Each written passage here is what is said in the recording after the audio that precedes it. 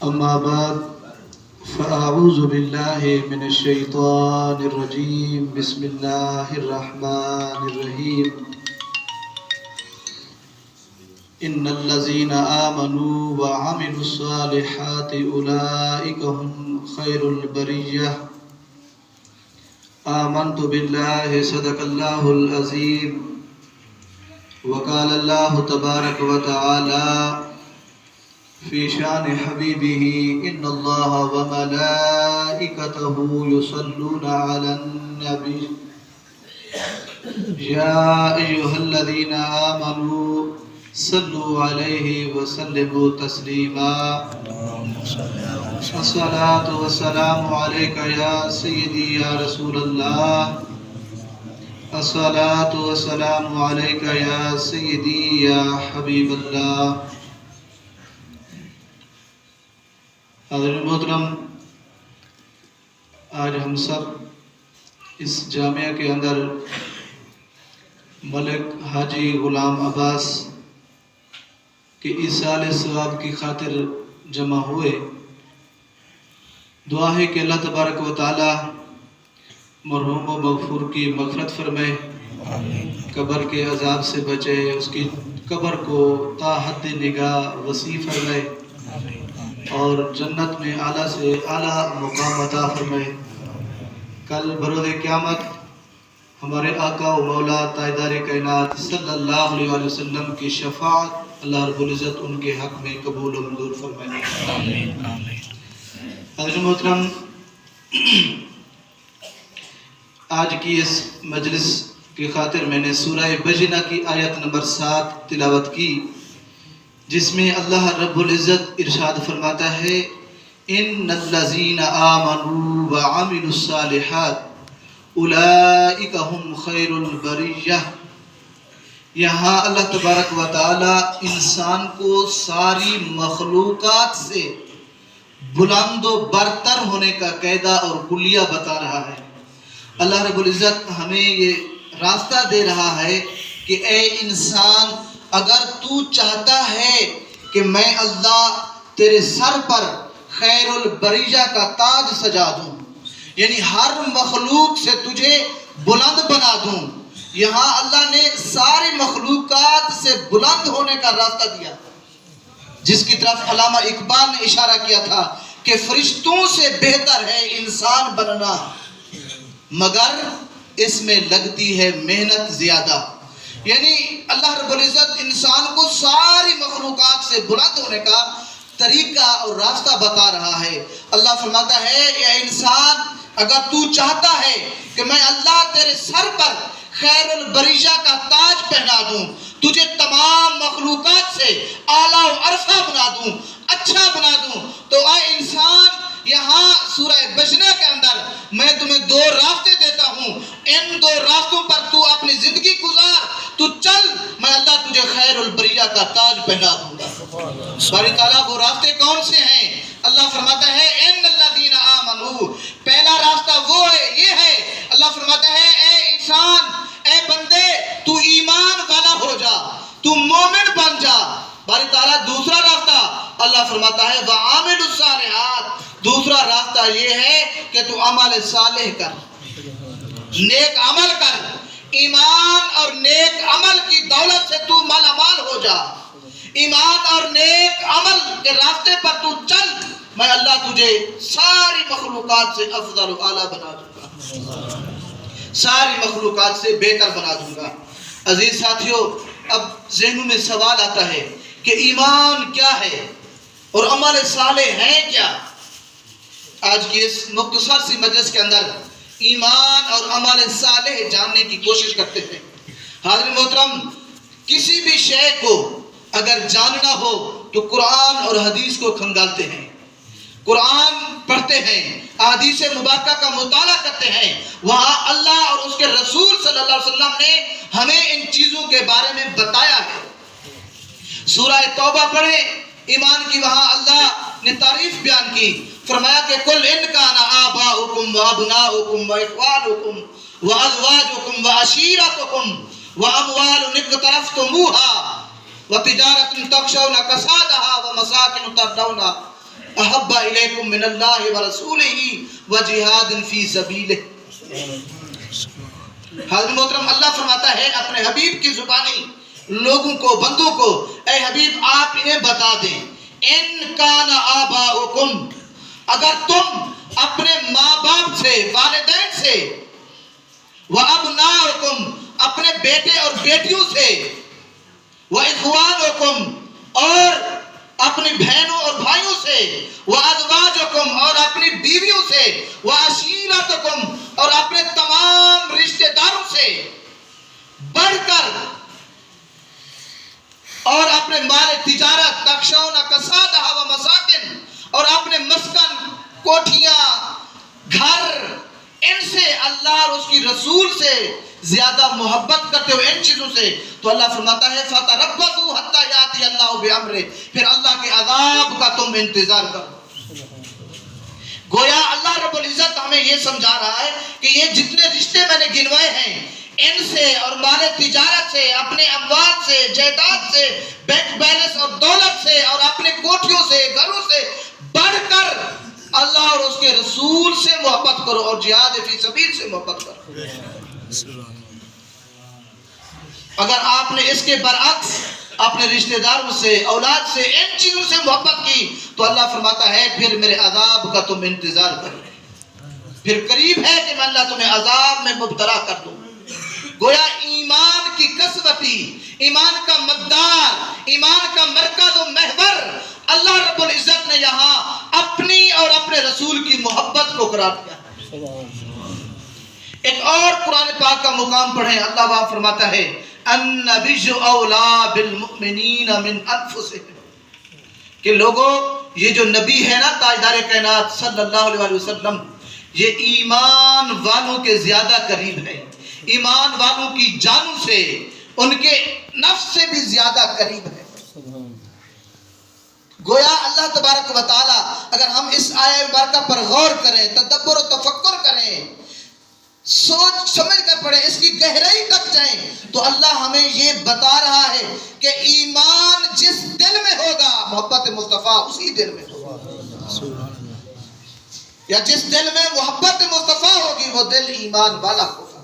یعنی ایمان اور محبت مصطفیٰ کو اللہ نے یہاں لازم اور ملزوم ٹھہرا دیا، ایمان اور محبت کے رشتے کو اللہ رب العزت نے یہاں جوڑ دیا، اکٹھے کر دیا کہ اس دل میں محبت مصطفیٰ بس سکتی ہے جس دل میں ایمان ہوگا، اور جس دل میں ایمان ہوگا اسی دل میں محبت مصطفیٰ آئے گی۔ یہ دو آیتیں میں نے آپ کے سامنے قرآن پاک کی تلاوت کی جہاں اللہ تبارک و تعالیٰ نے ایمان محبت مصطفیٰ کے نام کو قرار دیا، ذات مصطفیٰ سے پیار، ذات مصطفیٰ سے محبت، ذات مصطفیٰ سے عشق اور ادب کو اللہ رب العزت نے ایمان قرار دیا۔ احادیث مبارکہ پڑھ کے دیکھیں، بخاری اور مسلم کی متفق علیہ حدیث ہے، تاجدار کائنات صلی اللہ علیہ وسلم نے ارشاد فرمایا لا یؤمن احدکم حتی اکون احب الیہ من والدہ وولدہ والناس اجمعین۔ جب تاجدار کائنات سے ایمان کی تعریف پوچھی گئی تو میرے آقا نے فرمایا اے میرے غلاموں، اے میرے صحابہ، لا یؤمن احدکم، تم میں سے کوئی بندہ اس وقت تک مومن ہو ہی نہیں سکتا جب تک وہ اپنی اولاد سے، اپنے والدین سے، والناس اجمعین، پوری کائنات انسانی سے بڑھ کر محبت میں مصطفیٰ سے زیادہ نہ کرے، پیار و الفت میں مصطفیٰ سے زیادہ نہ کرے، تب تک وہ بندہ ایمان والا ہو ہی نہیں سکتا، کامل ایمان والا ہو ہی نہیں سکتا۔ حضرت عمر بن خطاب رضی اللہ تعالیٰ عنہ ایک دفعہ میرے آقا کریم ان کے ساتھ سفر پہ جا رہے ہیں، راستے میں جس طرح مسافر آپس میں باتیں کرتے ہیں، حضرت عمر اور تاجدار کائنات باتیں کرتے جا رہے ہیں۔ حضرت عمر نے عرض کی یا رسول اللہ صلی اللہ علیہ وسلم، آپ مجھے ہر شے سے زیادہ عزیز ہیں، مگر میری اپنی جان تجھ سے بھی زیادہ عزیز ہے۔ میں اپنی جان کے علاوہ باقی ہر شے سے زیادہ عزیز آپ کو سمجھتا ہوں، زیادہ پیار آپ سے کرتا ہوں، زیادہ محبت آپ سے کرتا ہوں۔ تو میرے آقا نے فرمایا عمر، اگر تجھے میری جان سے، میری ذات سے، میرے نفس سے تو عمر سن، تیرا ایمان مکمل نہیں ہوا، تیرا ایمان کمزور ہے ابھی۔ تو عمر نے فرمایا، عرض کی یا رسول اللہ اگر ایمان آپ کی محبت کا نام ہے، اگر ایمان آپ کی ذات سے جڑ جانے کا نام ہے تو سنیں یا رسول اللہ، اب مجھے آپ میری جان سے بھی زیادہ عزیز ہیں، زیادہ پیارے ہیں۔ تب میرے آقا نے فرمایا الان یا عمر، اے عمر اب تیرا ایمان مکمل ہوا، اب تیرے دل میں، تیرے اندر میری محبت اپنی جان سے بھی زیادہ آ گئی، تو سن عمر اب جو ہے نا تو کامل ایمان والا۔ تو میرے عزیزو ساتھیو، اب آپ جان چکے ہیں کہ ایمان محبت مصطفیٰ کا نام ہے، ایمان ادب مصطفیٰ کا نام ہے، ایمان کا جو مرکز ہے، جو محور ہے، ایمان کی جو کسوٹی ہے، پورا دین اسلام جس شے کے گرد گھومتا ہے وہ شے محبت مصطفیٰ ہے، ادب مصطفیٰ ہے۔ یہی وجہ ہے اللہ تبارک و تعالی قرآن پاک کے اندر بارہا جگہ کے اندر اپنے پیارے حبیب حضرت محمد مصطفیٰ کا ہمیں ادب کرنے کا حکم دیتا ہے۔ فرماتا ہے یا ایھا الذین آمنوا لا تقدموا بین یدی اللہ، اے ایمان والو اللہ اور اس کے رسول سے آگے نہ بڑھو۔ اب واقعہ دراصل یوں ہے، ایک صحابی نے ابھی نماز عید الاضحیٰ ادا کرنی تھی، رسول اللہ نے نماز نہیں پڑھی، ابھی قربانی میرے آقا نے نہیں کی تھی، ایک صحابی نے جلدی سے اپنا جانور ذبح کر لیا، قربانی کر دی، تو اللہ نے آیت قرآن بھیج دی کہ اے ایمان والو اللہ اور اس کے رسول سے آگے نہ بڑھو۔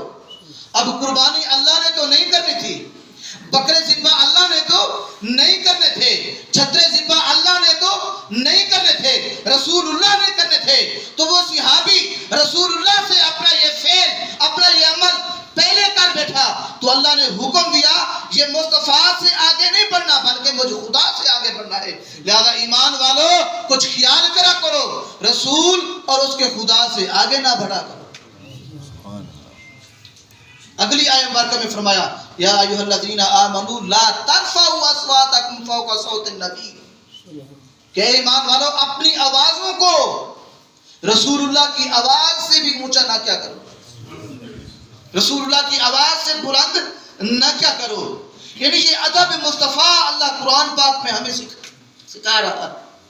اب ایمان ہم جان چکے رسول اللہ صلی اللہ علیہ وسلم کی محبت اور آپ کے ادب کا نام ہے۔ عمل صالح، دوسرا راستہ اللہ نے خیر البریہ کا تاج لینے کے لیے جو دیا تھا وہ عمل صالح۔ اب عمل صالح کیا ہے؟ آپ میں سے اگر کوئی کہے کہ یہ نماز، روزہ، حج، زکوٰۃ یہ عمل صالح، ہاں یہ عمل صالح تو ہیں مگر عمل صالح کی تعریف نہیں۔ عمل صالح کی تعریف وہ ہے جس شے کا رابطہ یا جو شے محبوب خدا کو پسند آ جائے، جس شے کو، جس چیز کو رسول اللہ نیکی گردان دیں، نیکی کا نام دیں، جس شے کو رسول اللہ برائی کا نام دیں، اس شے کا نام عمل صالح ہے۔ عمل صالح اتباع مصطفیٰ، اطاعت مصطفیٰ اور سیرت مصطفیٰ کا نام عمل صالح۔ تو یہاں اللہ تبارک و تعالی ہمیں محبت مصطفیٰ اور سیرت مصطفیٰ اپنانے کا حکم دے رہا ہے کہ لوگوں اگر تم چاہتے ہو تم سے اللہ راضی ہو جائے، تم خیر البریہ والے لسٹ میں آ جاؤ، تمہارے سر پر اللہ تاج پہنا دے خیر البریہ کا، تمہیں اللہ تبارک و تعالی ساری مخلوقات سے افضل و اعلیٰ بنا دے، بہتر بنا دے، تو پھر اللہ حکم دے رہا ہے کہ لوگوں ایک تو محبت مصطفیٰ کو دل میں اپنا لو، دوسرا سیرت مصطفیٰ کو دل میں اپنا لو۔ یہ دو چیزیں سیرت مصطفیٰ اور محبت مصطفیٰ اگر تمہارے دل میں ہوگی تو پھر میں اللہ تمہیں خیر البریہ کا تاج پہنا دوں گا، ساری مخلوقات سے افضل و اعلیٰ بنا دوں گا۔ جب ہم سیرت مصطفیٰ کا مطالعہ کرتے ہیں تو ہمیں آپ صلی اللہ علیہ وسلم کی سیرت کے کئی گوشے نظر آتے ہیں۔ تاجدار کائنات صلی اللہ علیہ وسلم جب اللہ رب العزت کی عبادت کرنے پہ آتے، نماز پڑھنے پہ آتے، ساری رات کھڑے ہو کر اللہ رب العزت کی عبادت کرتے، حتیٰ کہ حدیث پاک میں آتا ہے آپ کے قدم مبارک پر ورم آ جاتے، آپ کے قدم مبارک سوج جاتے۔ اللہ تبارک و تعالیٰ کو اپنے حبیب کہ قدم سوجنا بھی پسند نہیں آیا، قرآن پاک میں آیات بھیج دی، فرمایا یا ایھا المزمل قم اللیل الا قلیلا، اے کالی کملی کے جھرمٹ والے، اے میرے محبوب، اے میرے حبیب، تو ساری رات کھڑے ہو کر اتنی عبادت بھی نہ کیا کر کہ تیرے قدموں میں ورم آ جائے، تیرے پاؤں سوج جائیں۔ اے میرے حبیب، تو رات کا نصف حصہ یا اس سے بھی تھوڑا حصہ کھڑا ہو گیا ہے۔ اللہ کی عبادت، اللہ تمام مخلوقات کو اپنی عبادت کا حکم دیتا ہے، مگر اپنے حبیب کو فرماتا ہے میرے حبیب تو اتنی عبادت بھی نہ کیا کر کہ تیرے قدم سوج جائیں، تیرے قدموں میں ورم آ جائیں۔ حضرت محترم اور تاجدار کائنات صلی اللہ علیہ وسلم کی سیرت پڑھیں۔ میرے آقا و مولا جب روزے رکھتے تو شعبان کے بھی روزے رکھتے، رمضان کے بھی روزے رکھتے، ہر پیر کو روزہ رکھتے، ہر جمعرات کو روزہ رکھتے، اور ایام بیض ہر مہینے کے 12ویں 13ویں 14ویں تاریخ کو بھی روزہ رکھتے میرے آقا۔ حتیٰ کہ یہاں تک بات ختم نہیں ہوتی، آقا صوم وصال بھی رکھتے، یعنی ایک روزہ ابھی افطار نہیں کرتے تھے، دوسرے روزے کا ٹائم آتا تو دوسرا روزہ رکھتے تھے۔ مسلسل کئی کی دن تک بغیر افطار کیے کھائے پیے آقا مسلسل روزے رکھنا شروع کر۔ میرے آقا کریم صلی اللہ علیہ وسلم اللہ کی عبادت میں اتنے محو ہوتے، اتنے مست ہوتے، جب غار حرا میں آقا کریم صلی اللہ علیہ وسلم تنہا اللہ کو منانے کے لیے جاتے، اللہ سے عشق اور پیار کرنے جاتے، حضرت خدیجہ الکبریٰ کھانا دینے حضور کو جاتی، 3-4 دن کے بعد جب واپس دوبارہ کھانا دینے آتی تو دیکھتی پہلے والا کھانا وہیں کا وہیں پڑا، آپ نے اسے کھایا بھی نہیں۔ اتنی میرے اور آپ کے آقا اللہ کی عبادت کرتے۔ پھر جب حقوق اللہ کی بات آتی، مخلوق پر رحمت کی شفقت کی بات آتی، تو میرے آقا کریم صلی اللہ علیہ وسلم نے ارشاد فرمایا اگر میں اپنی امت پر زیادہ بوجھ نہ سمجھتا تو ہر نماز میں مسواک کو فرض کرا دیتا۔ اب آپ سوچیں، ذرا غور کریں، تدبر و تفکر کریں کہ مسواک کرنا کتنی مشقت ہے۔ ایک چھوٹا سا عمل ہے، اتنی بڑی مشقت نہیں، مگر میرے آقا کریم صلی اللہ علیہ وسلم کو اپنی امت پر یہ بھی مشقت نظر آئی۔ فرمایا اگر میں اپنی امت پر مسواک کرنا مشقت، بوجھ، وزن نہ سمجھتا تو میں امت پر مسواک کو ہر نماز کے بعد فرض کرا دیتا۔ پھر میرے آقا کریم صلی اللہ علیہ وسلم، حضرت انس بن مالک بیان فرماتے ہیں حضور نبی اکرم صلی اللہ علیہ وسلم نے ارشاد فرمایا کہ جب میں نماز پڑھانے لگتا ہوں، جب امامت کرنے لگتا ہوں تو میرا جی چاہتا ہے، میرا من چاہتا ہے، میرا دل چاہتا ہے میں قرآن کو پڑھتا جاؤں، قرآن کو پڑھتا جاؤں، قرآن کو پڑھتا جاؤں، اتنی لمبی نماز کر دوں، مگر پھر مجھے یہ اس وقت اس دور کی بات ہے جب ابتدا نماز کا حکم آیا اور اس وقت عورتیں بھی مردوں کے ساتھ امام کے پیچھے نماز ادا کیا کرتی تھی۔ تو میرے آقا نے فرمایا میرا جی چاہتا ہے میں نماز کو اتنا لمبا کروں، قرآن پڑھتا جاؤں، قرآن پڑھتا جاؤں، اپنے مولا کو مناتا جاؤں، اپنے رب سے باتیں کرتا جاؤں، مگر پھر مجھے کسی بچے کے رونے کی آواز آتی ہے تو میرے دل میں خوف آتا ہے، میرے دل میں ڈر آتا ہے، اس کی ماں شاید امام کے پیچھے نماز ادا کر رہی ہے، وہ تکلیف میں ہوگی، وہ مشقت میں ہوگی، اس کو اپنے بچے کی یاد آئے گی تو میں اس ماں کی تکلیف برداشت نہیں کر سکتا، پھر میں نماز کو چھوٹا کر دیتا ہوں، میں نماز کو ہلکا کر دیتا ہوں۔ یعنی حقوق اللہ اور حقوق العباد دونوں چیزوں کو آپ جانیں۔ جب حقوق اللہ کی بات آتی تو اتنی لمبی عبادت کرتے کہ قدم مبارک ٹوٹ جاتے، جب حقوق العباد کی بات آتی تو اتنی چھوٹی سی مشقت بھی اپنی امت کی برداشت نہیں کر سکتے تھے، ان کے لیے نماز کو چھوٹا کر دیتے تھے، ان کے مسواک کا حکم بھی ان کے لیے ختم کر دیتے تھے۔ اسی طرح ایک اور میرے آقا کریم صلی اللہ علیہ وسلم کی سیرت کا گوشہ ہے سخاوت، اللہ کی راہ میں خرچ کرنا، اللہ کی راہ میں اپنا مال، اپنا پیسہ، اپنی دولت، اپنا وقت، اپنا سب کچھ لٹا دینا۔ جب بھی میرے آقا کریم صلی اللہ علیہ وسلم کی بارگاہ میں کوئی صدقہ آتا، کوئی پیسے آتے، کوئی مال آتا. ایک حدیث پاک میں ہے کہ ایک مرتبہ تاجدار کائنات صلی اللہ علیہ وسلم کو کسی نے 90,000 درہم صدقہ دیا. تو میرے آقا کریم صلی اللہ علیہ وسلم مسجد نبوی میں بیٹھے تھے، اس صدقے کو تقسیم کرنے لگے، بانٹنے لگے، لوگوں کو دینے لگے، یعنی اللہ کی راہ میں خرچ کرنے پر لگ گئے. جب تک ان میں سے 1 روپیہ تک نہیں بچا تب تک میرے آقا و مولا گھر نہیں پہنچے، گھر نہیں گئے. حتیٰ کہ خرچ کرتے کرتے نماز ظہر کا وقت ہو گیا، میرے آقا نماز پڑھانے لگ گئے.